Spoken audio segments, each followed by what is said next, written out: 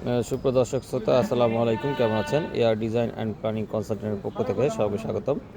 আপনারা দেখতে পাচ্ছেন আমি একটি ছাদের রড বার্নিং দেখাচ্ছি। এটা আমার ফাইনালি আমাদের চেক দেওয়া হয়ে গেছে। আমরা এখন ঢালাইয়ের জন্য প্রস্তুতি নিচ্ছি। এখানে দেখেন, এখানে আমি কিছু বিষয় আপনাদেরকে বলি, যেগুলো বিষয়টা খুবই গুরুত্বপূর্ণ। সেটি হচ্ছে ছাদ ঢালাই করার সময় এখানে আমাদের রড বার্নিং দেখতে পাচ্ছেন। রড বার্নিং এখানে মেইন রড আমাদের 5 ইঞ্চি পরপর এবং বাইন্ডার রড দেওয়া আছে 6 ইঞ্চি পরপর, 5-6। এই চারতলা একটি ভবনের ডিজাইন করা হয়েছে, যা 1500 স্কোয়ার ফিটের মধ্যেই।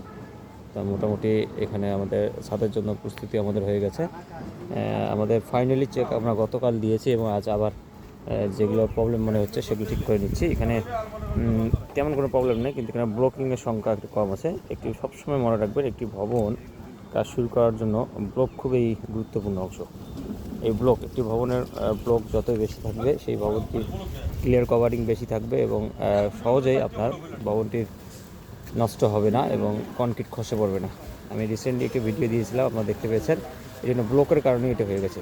আপনার ভবনের ব্লক খুবই গুরুত্বপূর্ণ। আপনি ব্লক যতই বেশি ইউজ করবেন, আপনার ভবনের জন্য ততই টেকসই হবে এবং লংজিভিটি হবে। তো এই বিষয়টা অবশ্যই মনে রাখবেন।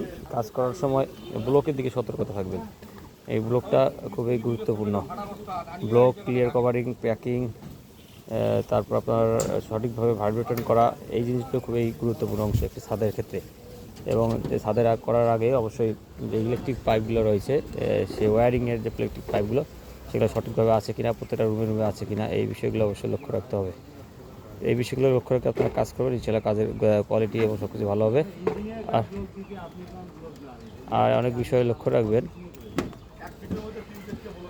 ল্যাপিং জোনগুলো, অনেকে দেখা যায় কলম হয়ে যাওয়ার পর ল্যাপিং দেওয়ার মনে থাকে না, পরে মিস্টেক হয়ে যায়। তা এই জিনিসগুলো অবশ্যই লক্ষ্য রাখবেন।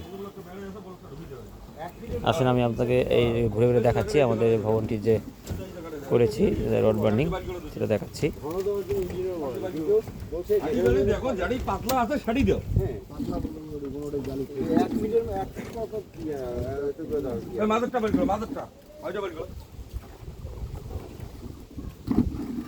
বলো কি খুব উপকারী, উপকারী যত্ন ক্ষতিও হতো।